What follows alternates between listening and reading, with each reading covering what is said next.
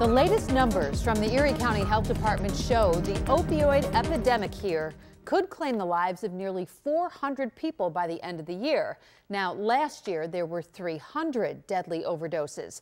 And as the county searches for ways to save lives, the Erie County District Attorney's Office has focused its attention out east in Albany. That is where police are using the program not only to help addicts, but also the homeless and mentally ill. The program, if implemented here, would require buy-in from police.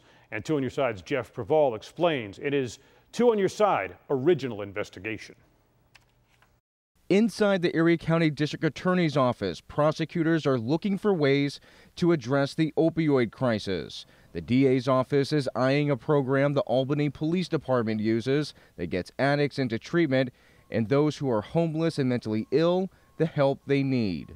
I'm interested in this program because I think it would help the residents of the city of Buffalo and Erie County. The program is called LEAD, Law Enforcement Assisted Diversion. Albany is the first city in the state to use this program, which is voluntary among police officers. Officer Ben Peterson opted in. But it's really easy to get discouraged working patrol and seeing these people that you arrest just cycle in and out of the court system. And it's almost like, to what end? I recognize that we're going to need something different. We're going to have to try something new. Here's how the program works. When officers who have opted into the program respond to a scene and encounter a suspect of a low-level crime who's addicted to drugs or homeless or has mental health issues, police can call a hotline 24/7, which connects them to a caseworker from Catholic Charities. We either respond to the phone call immediately, or the person is given an appointment to come in and we complete the intake at that point. The officer decides if the suspect should be diverted into the LEAD program. And we think that's very important because we want commitment, not compliance from our folks. What's it like going to that scene and needing to process what this person has been through? It's a great feeling to be able to offer them this kind of help.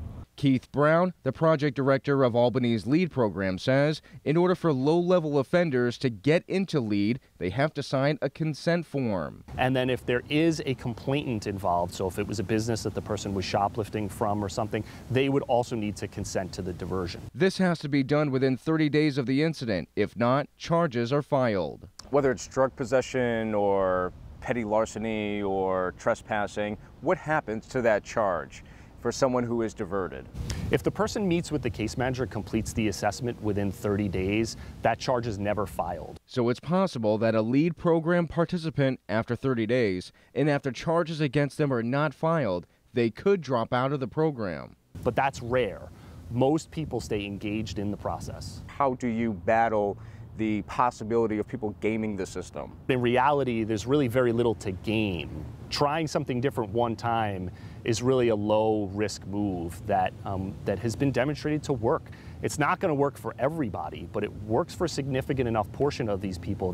Since implementing the program more than a year ago, officials say 7 people have dropped out and nearly 60 are active participants in LEAD. How often are these folks checked up on by the case manager? It's based on need, so some people are in contact every day. Community leaders in Albany say the program is making a difference. It has improved the relationship between the Albany Police Department and the community. What would be your message as a patrolman to those police officers who are learning about the LEAD program for the first time?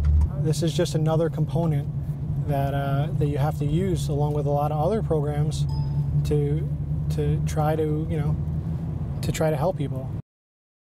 Now, Albany police say that more and more of their officers are using the program. Still, some have chosen not to participate for whatever reason, sometimes personal reasons. Leaders of the program hope that in the long run, the LEAD program helps reduce costs in jails and improves lives. Now, last month, DA John Flynn sent a team of prosecutors to Albany to learn about the program.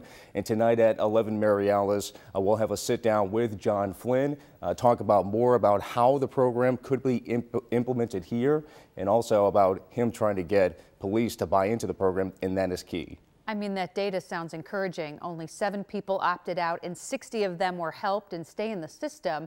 that must be encouraging news. Yeah, absolutely. From John Flynn's perspective, I mean, one person, one life potentially being saved here, that's important, and that's the goal of all this, to help save lives. Yeah, definitely. I'm looking forward to seeing your part 2. Great story. Thanks, Jeff.